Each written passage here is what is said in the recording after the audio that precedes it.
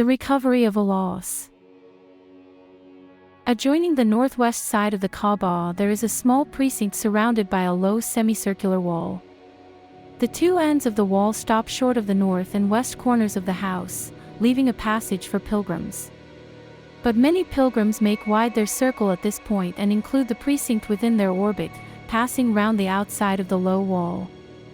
The space within it is named Hijr Ismail, because the tombs of Ishmael and Hagar lie beneath the stones which pave it. Abd al Muttalib so loved to be near the Kaaba that he would sometimes order a couch to be spread for him in the Hijr.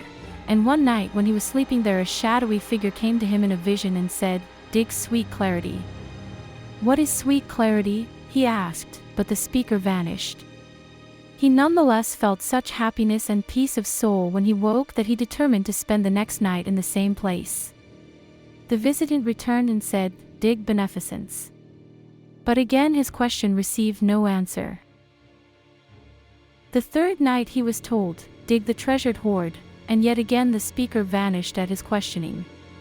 But the fourth night the command was, "Dig Zamzam," and this time when he said, "What is Zamzam?" the speaker said, "Dig her, thou shalt not regret, for she is thine inheritance from thy greatest ancestor.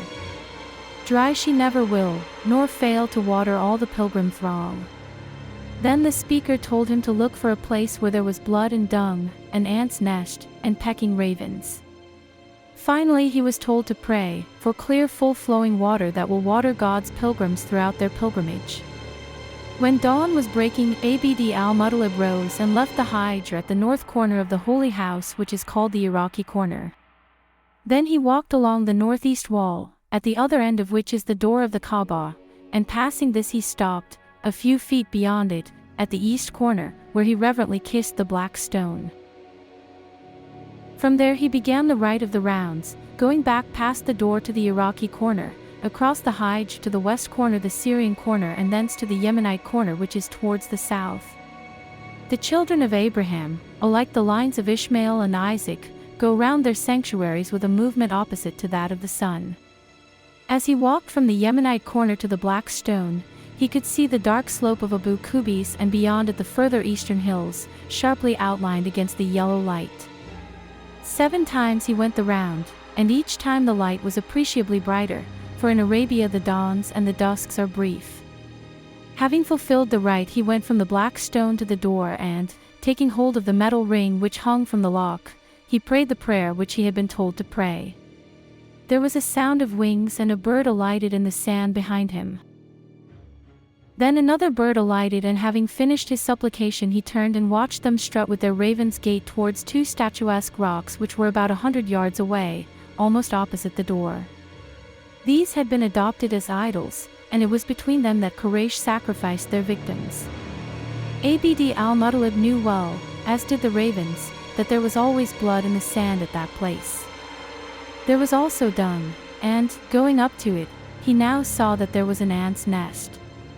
He went to his house and took 2 pickaxes, one of which was for his son Harith, whom he brought with him to the place where he knew that he must dig.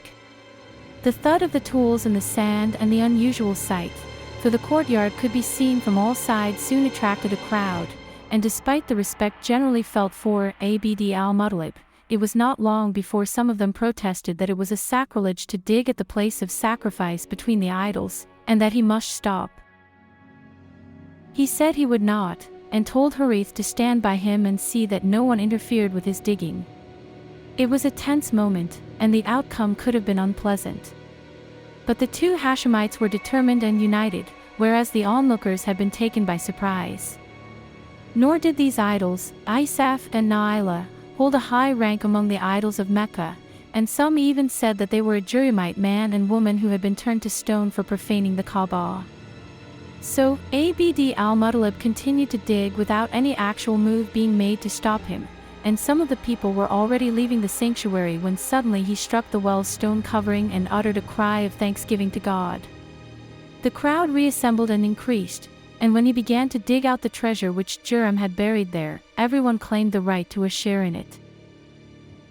Abd al Muttalib agreed that lots should be cast for each object, as to whether it should be kept in the sanctuary or go to him personally or be divided amongst the tribe.